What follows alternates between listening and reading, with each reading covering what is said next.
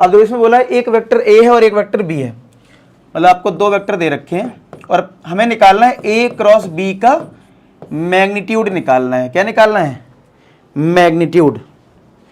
तो अब है क्या, ए क्रॉस बी का मैग्नीट्यूड तो बाद में आएगा ना, पहले हमें ए क्रॉस बी निकालना होगा। क्या निकालना होगा? A cross B. तो भाई ए लिख लेते हैं, i cap minus 7j cap plus 7k cap plus multiply यानी cross product 3i cap minus 2j cap plus का 2k कैप, ये है। ठीक है, समझ रहे हो?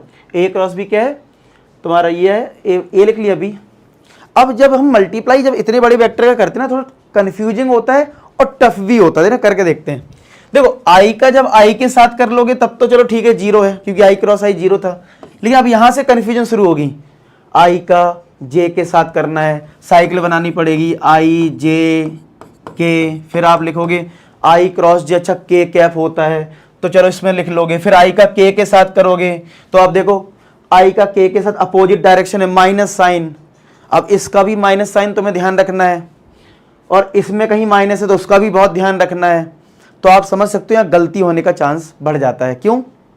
यहाँ पे हमारा जीरो सिर्फ एक हो रहा है, यहाँ पे हमारा जो है जीरो सिर्फ एक हो रहा है कि आई का जब इस आई के साथ होगा तब तो जीरो हो जाएगा क्योंकि आई क्रॉस आई है जीरो, लेकिन जैसे ही आई का जे के साथ करोगे, आई का के साथ, मैं लिख के दिखाऊं, चलो लिख के दिखाता हूँ, एक स्टेप समझ में आ जाएगा मैं क्या कहना चाह रहा हूँ।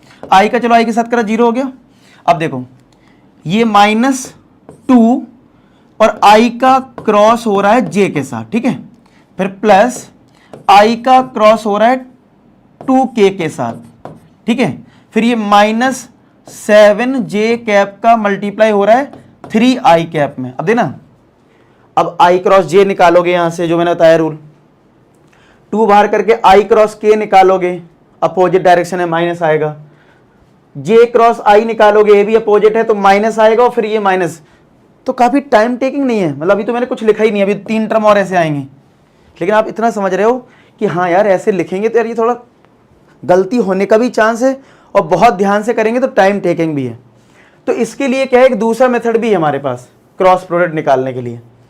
तो एक मेथड तो यही है जो बताया है, वो छोटे क्वेश्चन में सही रहता है। जैसे कोई तुमसे पूछे चलो आई क्रॉस जे बताओ, तो ठीक है आई क्रॉस जे है तो इसका आंसर क्या है, के कैप। तो ये इन टाइप के क्वेश्चन लिए तो ठीक है, लेकिन अगर बड़े बड़े वेक्टर दे रखे हैं तो आप उस मेथड को अवॉइड करेंगे। तो क्या करेंगे, आप सबने डिटरमिनेंट पढ़ रखा है ना, डिटरमिनेंट से सॉल्व हो जाता है।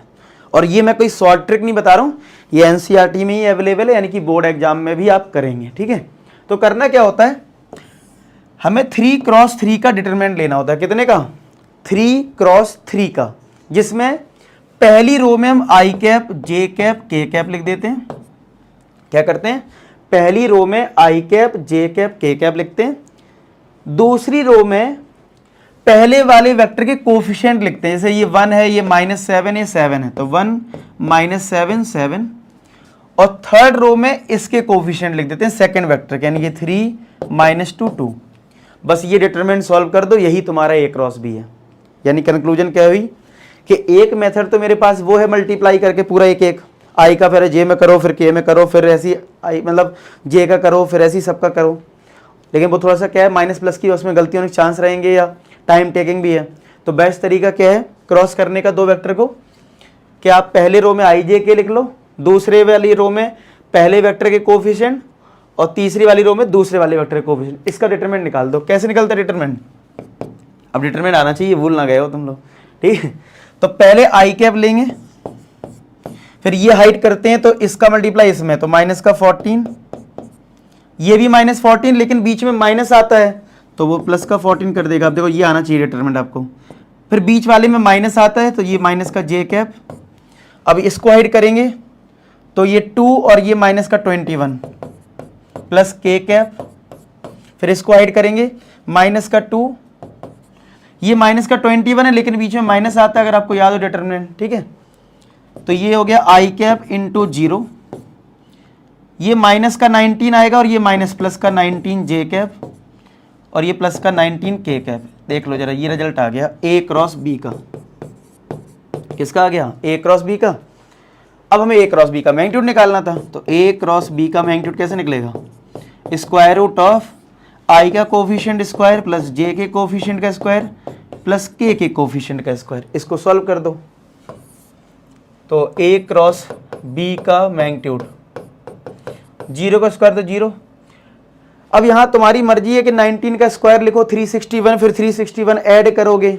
इससे अच्छा है कोई भी चीज अगर 2 बार लिखी है तो हम ट्वाइस ऑफ लिख सकते हैं 19 का स्क्वायर, तो हमारे लिए ज्यादा आसान है। ये 2 का रूट 2 हो जाएगा और 19 का स्क्वायर 19 हो जाएगा, तो फाइनल आंसर क्या आ गया, 19 रूट 2। समझ में आया?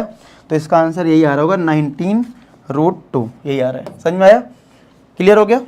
तो दो वेक्टर का क्रॉस प्रोडक्ट का हमने एक और नया तरीका क्या सीखा, हम क्या करेंगे, हम इस डिटरमिनेंट से सॉल्व कर देंगे। ठीक है, डिटरमिनेंट से नोट कर लो, नेक्स्ट करते हैं।